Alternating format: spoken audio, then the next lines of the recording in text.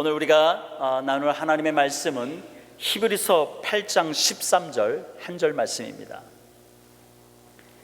히브리서 8장 13절 말씀입니다.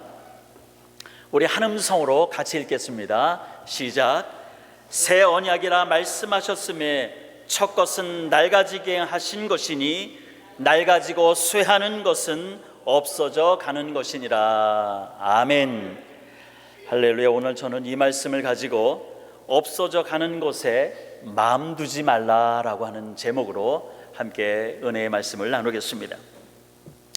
우리가 방송이나 여러 가지 보면은 세계 곳곳에서 많은 자연재해로 몸살을 앓고 있습니다. 그래서 곳곳 사람들이 죽어나가고요, 또 많은 사람들이 부상을 당하고 살 거처들을 다 잃어버리는 그런 상황들을 우리가 TV를 통해서 봅니다. 특별히 리비아 지역에서 일어났던 그 대홍수는 현재 확인된 사망자만 5천 명이 넘어가고 아직도 1만 명 이상이 실종 상태라고 합니다. 그 리비아의 그 참상의 원인은 전문가들에 의하면 물론 자연재해에서 비롯된 이런 어떤 재난이지만 그 낡은 인프라로 인한 인재라고 많은 전문가들이 또한 얘기를 합니다.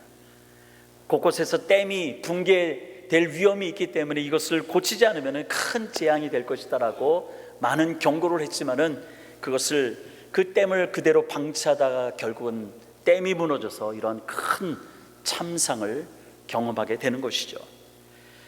이처럼 낡아지고 쇠하는 것, 이것은 비단 환경뿐만은 아닐 것입니다. 생명을 가진 모든 것들은 다 낡아지고 쇠하여 지는 것이죠. 그래서 호세아 4장 3절에 우리 호세아 선지자께서 이 땅은 탄식하고 땅에 사는 사람들은 쇠약해질 것이다 라고 이야기했습니다. 그리고 우리 사도 바울도 고린도후서 4장 16절에서 우리의 겉모습은 낡아져 간다라고 말합니다. 결국은 이처럼 낡아지고 쇠약해져 간다는 것은 결국은 없어져 간다는 것입니다. 우리 50대가 넘으신 분들이 대부분인데 50대가 넘으신 분들은 경험해 봤을 것입니다. 내가 원하는 대로 몸이 잘 움직여지지 않습니다. 그리고 식사하면서 어느 순간 이제 옷에 음식을 흘리기 시작합니다.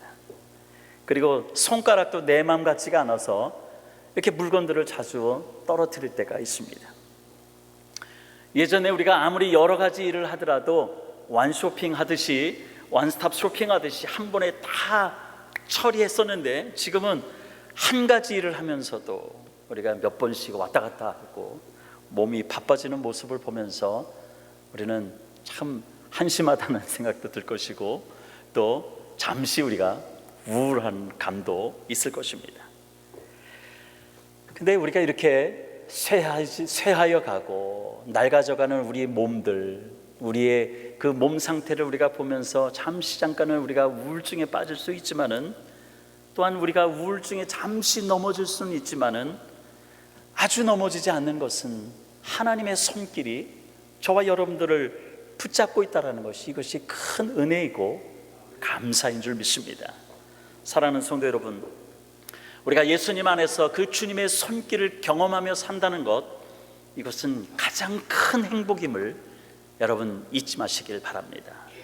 오늘 우리가 함께 읽은 말씀을 통해서 새 언약을 받은 우리가 얼마나 행복한 자질임을 우리가 나누게 될 것이고요, 또한 낡아지고 쇠한 것을 붙들고 사는 것이 얼마나 미련한 것인지를 우리가 또한 깨닫게 될 것입니다. 우리가 7절에 보면은, 히브리서 8장 7절에 보면은 저 첫 언약이 무음하였더라면은 둘째 것을 요구할 일이 없었다라고 말씀하고 있습니다. 여기서 첫 언약이라고 하는 것은 이스라엘 백성들이 출애굽해서 그 광야에서 하나님께서 모세를 통해서 주셨던 그 말씀입니다. 율법이죠. 그런데 이 첫 언약에 이 흠이 있다라고 히브리서는 이야기하고 있습니다. 여기서 우리가 좀 잠시 의구심이 생길 거예요. 하나님은 분명 실수가 없으시고 완전하신 분이라고 하는데 그 완전하신 분, 실수가 없으신 그 하나님이 주신 것인데 흠이 있다라니라고 생각하면서 이해가 되지 않을 것입니다. 그러나 그 첫 언약에 흠이 있다라고 말하면서 그 흠이 있는 이유를 성경은 우리에게 말씀하고 있습니다. 9절에 보니까 그들은 내 언약에 머물러 있지 아니하므로 내가 그들을 돌보지 아니했다라고 기록하고 있습니다. 즉 로마서 7장 12절의 말씀대로 하나님이 주신 언약은 분명 거룩하고 완전합니다. 선합니다. 하나님이 완전하신 분이시듯이 하나님이 주신 것, 하나님이 주신 그 첫 언약도 완전했다라고 하는 것이죠. 그런데 문제는 그 하나님의 언약을 받은 이스라엘 백성들이 그 언약에 순종하지 않았고요, 그리고 지키지 않았기 때문에 흠이 있었다라고 오늘 본문은 말씀하고 있는 것입니다. 여러분, 흠이 있으면은 우리는 고치면 되는 것입니다. 근데 문제는 우리가 흠이 있어도 사람은 스스로 고칠 수 있는 능력이 없다는 것이 문제인 것이죠. 우리 자신들을 돌아보면은 각자에게는 많은 흠이 있을 것입니다. 그래서 그 흠 때문에 고민도 하고 어떻게 할까 염려도 하는 생각이 들 것입니다. 이 흠이 만약에 자신에게만은 영향을 준다면은 평생 그 흠이 어떤 흠이라도 우리가 짊어지고 가겠죠. 그러나 내가 가지고 있는 그 흠이 내 사랑하는 아내에게, 남편에게, 그리고 우리 자녀들에게, 그리고 이웃에게 좋지 않은 영향을 준다라면은 그때는 문제가 되는 것입니다. 우리가 이미 말씀을 전해드렸듯이 이 히브리서를 받는 사람들이 어떠한 상태인지를 우리가 함께 나눴습니다. 이 히브리서를 받는 성도들은 외부로부터 오는 핍박과 고난이 있습니다. 그렇기 때문에 그 핍박과 고난이 너무나도 힘들기 때문에 다시 옛날에 믿었던 그 종교, 유대교로 다시 돌아가려고 하는 유대인 성도들에게 보내는 편지가 바로 이 히브리서인 것입니다. 현재처럼 예수 그리스도를 영접하고 죄를 범하면은 아무것도 할 필요가 없이 그저 주님 앞에 와서 엎드려서 회개하면은, 십자가의 은혜를 구하면은 씻음을 받는다는 이 사실이 썩 마음에 내키지가 않는 거예요. 불안한 거예요. 그래서 옛날처럼 자신들이 죄를 범하면은 자신의 죄를 씻기 위해서 직접 살아있는 동물들을 그 성막에 끌고 가서 피 제사를 드려야지, 눈에 보여야지 뭔가 마음이 편안하고 죄가 씻겨나가는 것 같은 그런 마음이 있었기 때문에 옛날 종교로 이들은 다시 돌아가려고 했던 것입니다. 눈에 보이는 무엇인가를 해야지만이 자신의 죄가 용서받았다라는 그 확신이 들 것 같기 때문에 그들은 지금 예수 그리스도만으로도 만족하지 못하고 다시 옛날 종교로 돌아가려고 했던 것입니다. 우리가 우리 자신을 볼 때 사람은 더 종교적인 사람이 되려고 하면 할수록, 또한 율법에 충실한 사람이 되려고 하면 할수록 우리는 더 절망할 수밖에 없다는 것입니다. 왜일까요? 그것은 세상에 많은 종교들, 그리고 이 구약의 이 유대인 성도들, 율법이 요구하는 대로 다 할 수 없기 때문에 그들은 절망하고 그 율법이 요구하는 것을 만족시킬 수 없다는 것입니다. 우리 20세기 위대한 신학자 중에 한 분인 칼 바르트가 있습니다. 이 칼 바르트도 이런 얘기를 했습니다. 종교가 더 철저하게 종교적일수록 인간 위에 드리고 있는 것은 죽음의 그림자뿐이다라고 이야기합니다. 이처럼 하나님의 백성들이 앞을 내다볼 수 없는 그 짙은 안개 속을 걸어가듯이 하나님께 나아가는 길을 찾지 못했기 때문에, 그리고 방황하고 그저 그냥 예수님을 믿기만 하고 예수님이 십자가의 은혜 앞에 엎드려서 회개만 하면은 하나님이 다 용서하신다고 했는데 그것은 눈에 보이지 않기 때문에 그저 눈에 보이는 동물들을 끌고 가서 눈앞에서 죽이고 그것으로 제사 드리는 것만이 자신의 모든 것이 다 해결됐다라고 하는 이런 어린아이 신앙으로 다시 돌아가려는 상황이 지금 이 히브리서를 받는 성도들의 상황이었다는 것입니다. 그러나 바로 이러한 때, 짙은 안개 가운데 하나님께 나아가는 방법을 알지 못하고 그 길을 찾지 못해서 방황할 때 예수 그리스도가 저와 여러분 가운데 오신 것입니다. 그리고 그 주님이 우리에게 말씀하십니다. 히브리서 8장 8절입니다. 히브리서 8장 8절에 그들의 잘못을 지적하여 말씀하시되 주께서 이르시되 볼지어다 날이 이르리니 내가 이스라엘 집과 유다 집과 더불어 새 언약을 맺으리라 말씀하고 있는 것입니다. 즉 옛 언약에, 즉 율법에 갇혀서 자유하지도 못하고 늘 불안하고 뭔가 하면 할수록 더 자신의 죄만 느껴지는 이 비참한 상황에서 우리 주님께서는 그들을 버리지 않으시고 그들에게 오셔서 새로운 언약을 주셨다는 것입니다. 여기서 새로운이라고 하는 이 표현에는, 이 새로운으로 해석되는 헬라에는 두 가지 단어가 있습니다. 한 가지는 네오스고요, 다른 단어는 카이노스입니다. 네오스라고 하는 것도 새로운이라고 하는 의미가 있는 단어인데요, 이것은 보통 우리가 사용하는 의미로서 시간이 지나면 저절로 새로워진다라는 의미가 네오스라고 하는 단어의 의미입니다. 제가 몇 년 전 제가 라하브라에 살았는데요, 그 어느 날 주일날 라하브라에 살 때 작은 언덕에 큰 불이 났습니다. 집들도 거의 이렇게 불의 위험을 느낄 정도로 아주 큰 불이었습니다. 그래서 이렇게 차를 타고 가면은 양쪽 언덕에 새카맣게 불이 탔기 때문에 모든 나무들, 꽃들이 전부 다 타버렸습니다. 그런데요, 시간이 지나면서 몇 년이 흐르면서 그 땅에, 그 바닥에 시커멓게 탔던 그 땅에서 풀들이 솟아나고 꽃이 피는 것을 보게 됩니다. 이렇듯 시간이 지나면 아무것도 없을 것 같은 그 상황에서도 새로운 것들이 자라는 것, 싹이 트는 것, 바로 이때 사용하는 단어가 네오스라고 하는 것입니다. 그런데 이 새로운이라고 하는 단어에는 또 다른 단어가 있다고 그랬죠. 카이노스입니다. 이 카이노스는 다른 의미의 새로움입니다. 어떤 거냐면은 질적인 변화를 이야기하는 것입니다. 그래서 시간이 지나면은 자동적으로 새롭게 되는 것이 아니라 질적으로 완전히 변화된 상태, 완전히 새롭게 된 상태를 카이노스라고 하는 것입니다.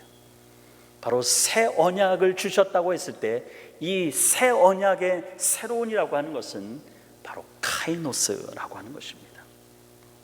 우리가 예수를 오래 믿는다고 해서 결코 새로워지지 않습니다. 신앙의 연수가, 시간이, 내가 교회 생활한 지 시간이 많이 지났다고 해서 우리가 새로워지는 것은 아닙니다. 우리가 교회를 오래 다닌다고 해서 우리의 믿음이 좋아지는 것은 아닙니다. 내가 본질적으로 변해야 되는 것입니다. 나의 옛사람이 십자가에 예수님과 함께 못 박아서 예수님과 함께 죽지 않으면은, 다시 말하면은 내가 질적으로 새로워지지 않으면, 거듭나지 않으면 신앙은 결코 성장하지 않습니다. 아무리 가족 몇 대가 신앙생활 한다 할지라도 하나님께 투정 부리고 나만 생각하는 식의 어린아이의 신앙에 머물러 있는 것입니다. 우리가 질적으로 변화되지 않으면, 저와 여러분이 하나님 앞에서 나의 옛사람이 다 죽고 오직 주님만을 바라보면서, 우리가 찬송가 가사처럼 나와 세상은 간 것 없고 구속한 주만 바라봅니다, 이 신앙이 내 안에서 온전히 이루어지지 않으면 내 신앙은 바로 그대로 그 자리에 늘 있게 된다는 것입니다. 신앙은 성장해야 되는 것입니다. 여러분의 신앙은 성장해야 되는 것입니다. 여러분의 영이, 앞에 있는 이 김 목사의 영도 날마다 새로워지지 않으면 우리는 넘어질 수밖에 없는 존재들인 것입니다. 하나님은 내 신앙이 자라가게 하고 또 내 영이 다시 새롭게 하는 이 언약을 우리와 다시 맺겠다라고 하나님께서 말씀하고 있는 것입니다. 그렇게 보면은 결국은 성도는 하나님께서 이 땅을 창조하시고 이 땅을 다스리는 그 하나님께서 다시 나와 언약을 맺기를 원한 바로 그 안에 우리가 하나님 안에서 우리가 있다는 것이 얼마나 행복한 것입니까? 결국 저와 여러분들은 예수 그리스도 안에서 우리는 모두가 다 행복자입니다. 아멘. 우리는 예수 그리스도 안에서 행복한 사람들입니다. 새 언약을 받은 우리가 행복한 이유가 있습니다. 첫째는 이 새 언약은 저와 여러분들의 마음을 바꾸는 능력이 있기 때문에 우리는 행복한 것입니다. 오늘 10절의 말씀 보니까 또 주께서 이르시되 그날 후에 내가 이스라엘 집과 맺은 언약은 이것이니 내 법을 그들의 생각에 두고 그들의 마음에 이것을 기록하리라 말씀하고 있는 것입니다. 하나님께서 주신 이 언약을 내 마음에 두고 내 생각에 두겠다라고 말씀하고 있는 것입니다. 바로 이것은 결국은 새로운 언약을 내 마음판에 하나님께서 새겨주시겠다라고 하는 것입니다. 즉 나의 마음을 바꿔주신다는 것입니다. 우리를 변화시켜 주신다는 것입니다. 우리가 아무리 내가 오늘 예배를 드리고 은혜 받아서 내가 이제부터는 변화된 삶을 살리라라고 하지만은 우리는 이 교회 문 밖을 나가면은 금세 그것이 어디 있는지, 그 결심이 어디 있는지 찾아볼 수 없을 정도로 우리는 또 옛날 생각, 옛날 성격 이런 것들이 나올 수밖에 없는 존재들인 것입니다. 근데요, 내가는 할 수 없습니다.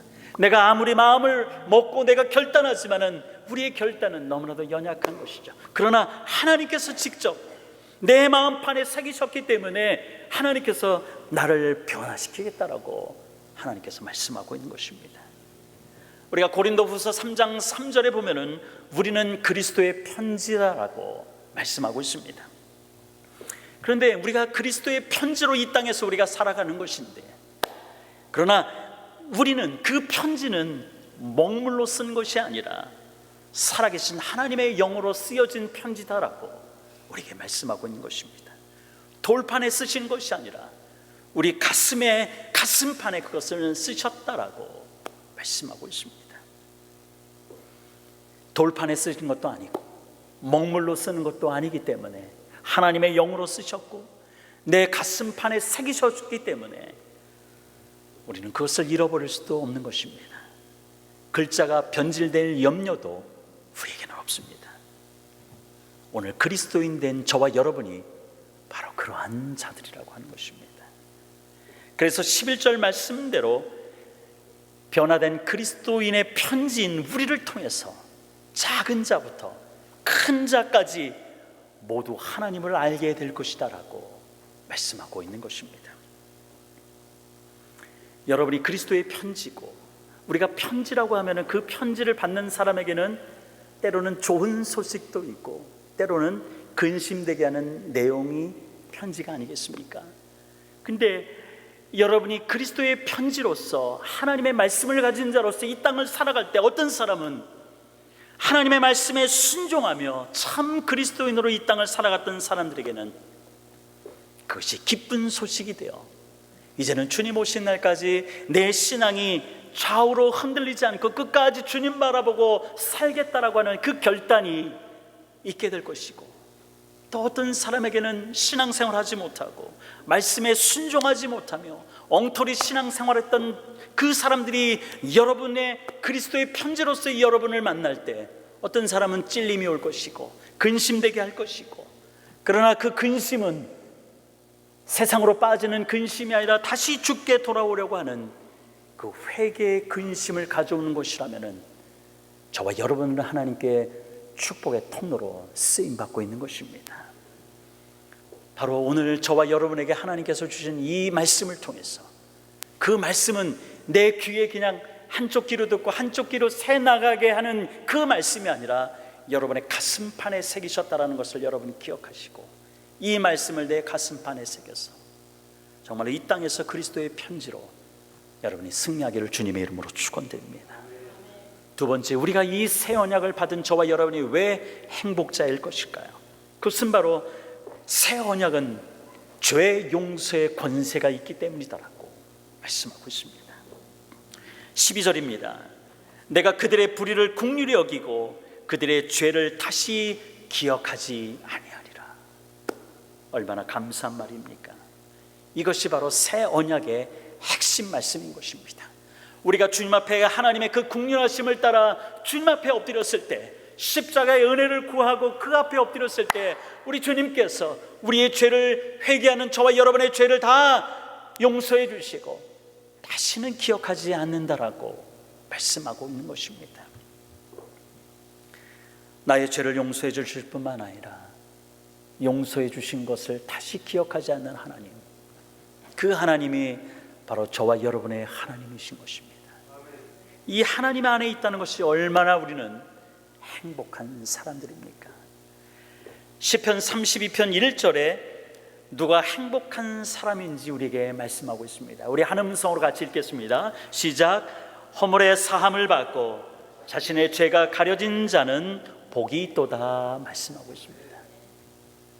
우리는 세상에서 행복을 누리려고 할 것입니다. 그리스도인조차도 세상에서 누리는 많은 우리 눈에 보이는 것들로 인해서 우리가 행복의 척도를 정할 때도 있습니다. 그러나 성경이 우리에게 주시는 말씀은 너는 행복자인데 왜 행복한 사람이냐? 그것은 바로 하나님 안에서 주님 앞에 나가는 자들 가운데 허물의 사함을 받고 우리의 죄가 가려워진 자, 바로 이러한 자가 우리이기 때문에 너는 바로 행복한 사람이다라고 우리에게 말씀하고 있는 것입니다. 바로 예수 그리스도만이 우리의 새 언약의 중보자 되셔서 우리의 죄를 용서해 주시는 궁극적인 능력이 오직 주님께만 있는 것입니다. 바로 이 주님께만 있기 때문에 오늘도 주님 안에 사는 것이 우리는 행복한 것입니다. 히브리서 9장 15절의 말씀입니다. 이로 말미암아 그는 새 언약의 중보자시니 이는 첫 언약 때 범한 죄에서 속량하려고 죽으사 부르심을 입은 자로 하여금 영원한 기업의 약속을 얻게 하려 하심이라 라고 말씀하고 있습니다. 사랑하는 성도 여러분, 오늘 우리가 읽은 말씀 13절의 말씀처럼 모세를 통해서 주시는 이 새 언약은 하나님이 낡아지게 하신 것이다 라고 말씀합니다. 그래서 낡아지고 쇠하여지는 것은 없어져 가는 것입니다. 여러분의 남은 인생을 어떻게 사시겠습니까? 우리가 이 없어져가는 낡아지고 쇠하는 것에 우리가 만약에 관심을 두고 목적을 두고 인생의 목적을 두고 산다라면은 그것처럼 어리석은 사람이 어디 있겠습니까? 우리는 그 모든 것들을 뛰어넘어서 하나님께서 새롭게 주신 그 언약의 말씀을 붙잡고 우리는 날마다 믿음으로 걸어가야 될 것입니다. 결코 낡아지지도 쇠하지도 않는 하나님의 그 언약의 말씀을 우리가 붙잡을 때 오늘도 우리는 하나님의 기쁨의 통로로, 축복의 통로로 쓰임받게 될 것입니다. 오늘 우리가 다 읽지는 않았지만 히브리서 8장 8절에서 12절의 말씀에는 우리 주님께서 내가 하겠다, 너는 다른 거 할 필요 없어, 내가 할 거야 라고 하시는 말씀, 이 짧은 구절에 많이 나온 것을 여러분 발견하게 될 것입니다. 이미 여러분들은 지난 한 주간 동안 말씀도 묵상했던 말씀입니다. 그러면 하나님께서 내가 하겠다라고 말씀하신 것들이 어떤 거냐?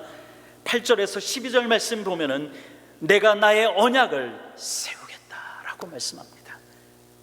즉 인간의 모든 약속들은 언제든지 파기할 가능성이 많지만 하나님께서 나의 언약을 다시 세워주시겠다라고 말씀합니다.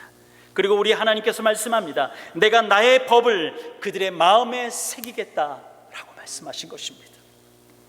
그리고 내가 그들의 하나님이 될 거야 라고, 내가 너의 하나님이 될 것이다 라고 우리 주님께서 말씀하셨습니다. 그리고 내가 나 자신을 너를 통하여 세상 사람들이 알게 하겠다라고 말씀하고 있는 것입니다. 그리고 내가 나를 큰 자들뿐만 아니라 작은 자들에게까지 하나님 자신을 알려주시겠다라고 말씀하십니다. 그리고 내가 너를 긍휼히 여겨 주겠다라고 말씀합니다. 그리고 내가 너희의 죄를 기억하지 않겠다라고 말씀합니다. 하나님이 직접 말씀하신 거기 때문에 이것은 저와 여러분의 인생에 보증된 말씀인 것입니다. 보증된 말씀이신 것이죠. 우리 인생을 주관하시는 그 하나님이 내가 하겠다라고 보증하면서 여러분에게 말씀하신 이 말씀, 우리는 이 말씀을 여러분 가슴판에 새겨서 도무지 흔들리지도 말고 끝까지 주님 안에서 믿음을 지켜나가야 될 것입니다.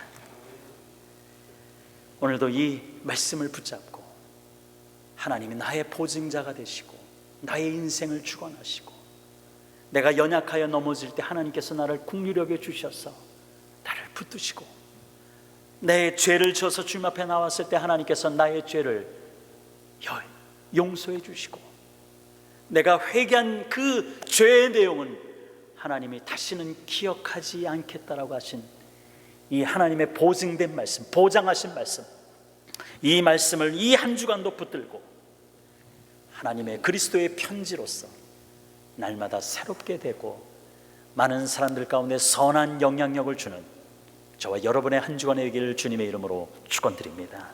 우리 함께 기도하겠습니다.